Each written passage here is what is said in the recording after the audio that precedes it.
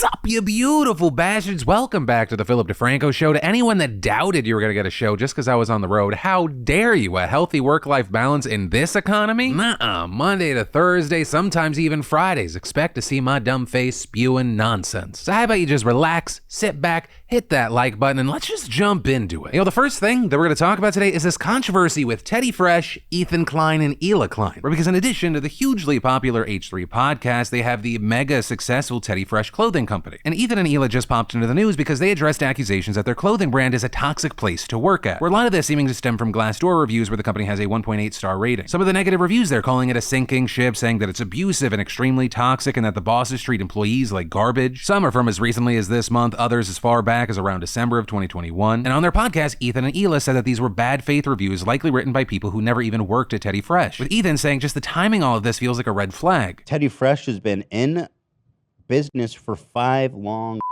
years, and all these reviews started springing up 6 months ago.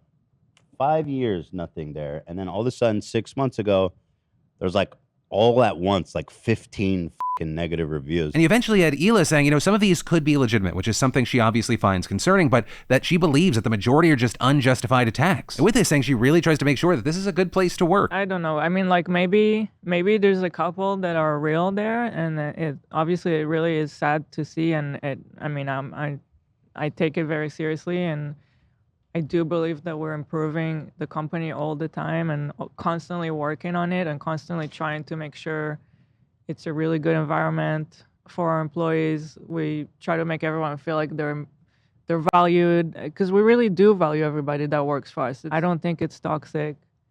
I mean, I'm there like all the time. I get along great with everybody. I feel like we all collaborate. It's a fun place to work at. And adding, like Ethan noted, the timing of all this feels weird. With Ethan then also going on to say that he would concede that 1 or 2 of these negative reviews are real, but also saying, how would they know since Glassdoor doesn't actually ask the company to verify who is writing these reviews, and then adding. But the thing is, when you're working in a job for 5 years, people come and go, and every breakup isn't always amicable. And some people, I'll be honest, some people are shitty employees and they suck and you need to fire them. Mm-hmm. That's just reality of owning a business. But still, coming back and saying the majority of these reviews are bullshit, and adding, it's just so up, and it's so obvious to me that it's all bad faith. Like, we've worked so hard, specifically Hila, to build this company and do it the right way.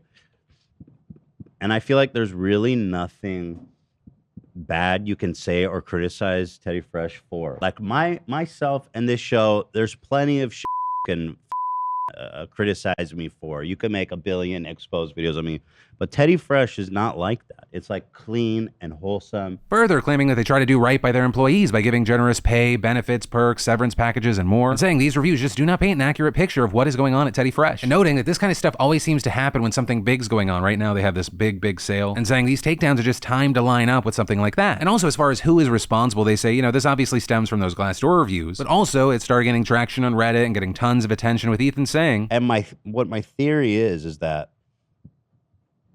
this is being fueled by Trisha Stans and Keemstar and possibly Cav.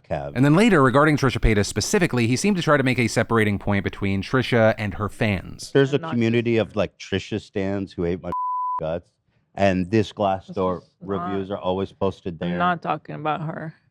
No, it's not. Has nothing to do with Trisha. Okay, yeah, just Trisha say that. I'll say Trisha has nothing to do with it, but there's a community of psychos that has nothing to do with her. She doesn't interact with them. It's not her fault.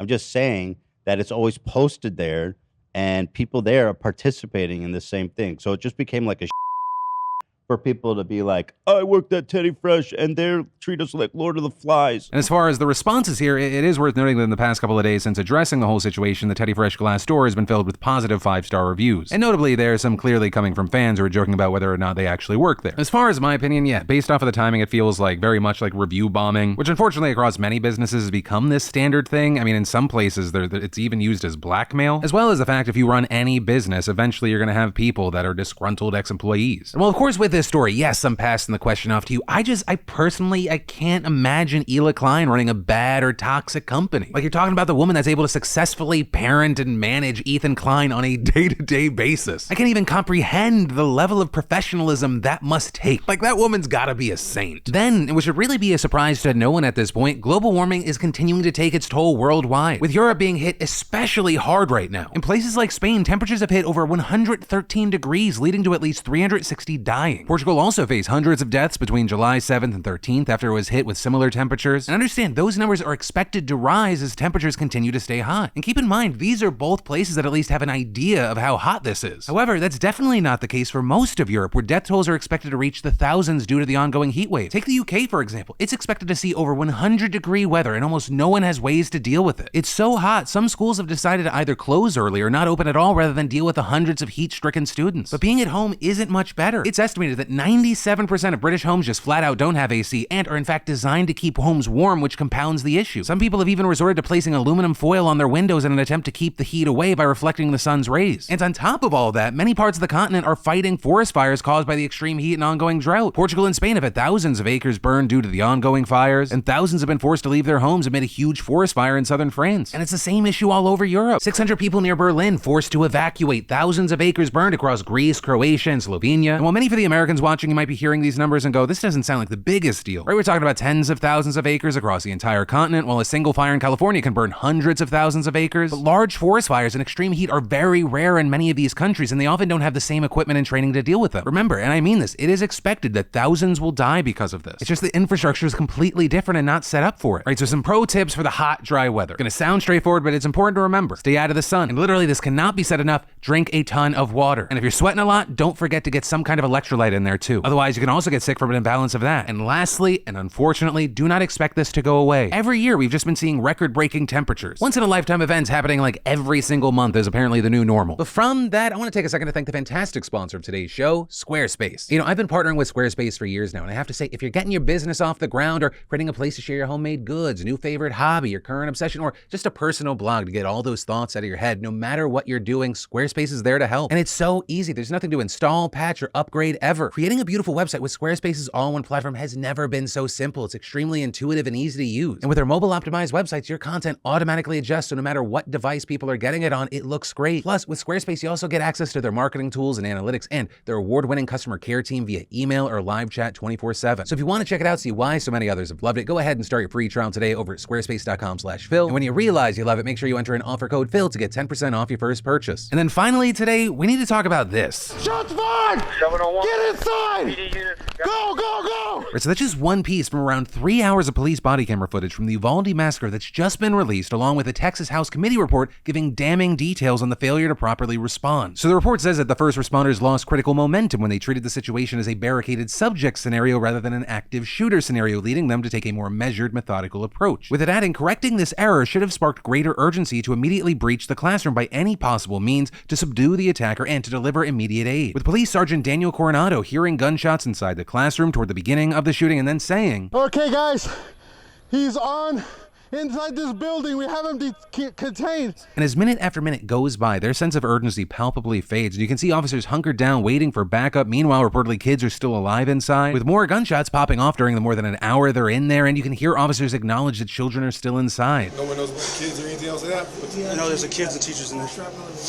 But they're just students. Yeah, there's a student in here. They're bringing gas and things. We got victims in there. Notably, you also have some officers wanting to go inside. Dude, we gotta get in there. We gotta get in there. He just keeps shooting. We gotta get in there. Another expressing confusion seemingly at the stalled response. What are we doing here? And nearly 25 minutes after police first arrive, you have Coronado and other officers breaking a window to a nearby classroom and pulling kids out. Cover them. Watch. Go, run over there. Then, more than 12 minutes later, we see School District Police Chief Pete Arredondo for the first time trying to negotiate with the shooter. Let me know if there's any kids in there or anything. This could be peaceful. Could you tell me your name? Anything I can know, please? And in that, it's unclear whether he's aware there are kids inside, but dispatch cleared that up just moments later with this message.